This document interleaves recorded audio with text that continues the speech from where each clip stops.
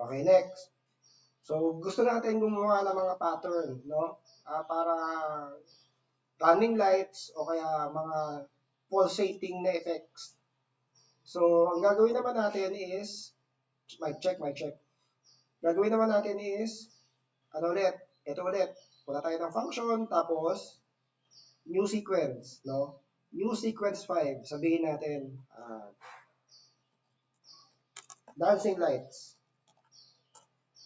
So, meron na tayong bagong sequence. Pangalan niya ay dancing lights. Next is highlight ulit natin to. Pero this time, gagawa tayo ng maraming sequence. No? So, maximum brightness. Lahat, adjust natin yung maximum brightness. Okay, first step. First step, red. No? Tapos, step duration. Sabihin natin mag-change siya every 500, half a second, 500 millisecond. Okay. Next step. Tanggalin natin yung red.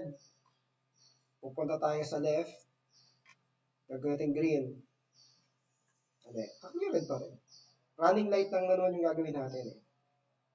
Next step, right. Tatanggalin natin to. Ayan. So, may kita mo dito, meron tayong tatlong step. So, step 1, step 2, step 3. Pag play natin, ayan, running light na siya. So, yung isa, kung mapapansin mo, yan o.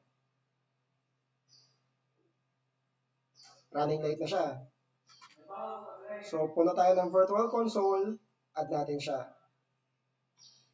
So, dapat gagana na si dancing lights.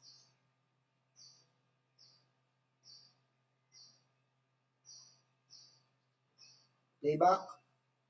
May dancing lights na tayo.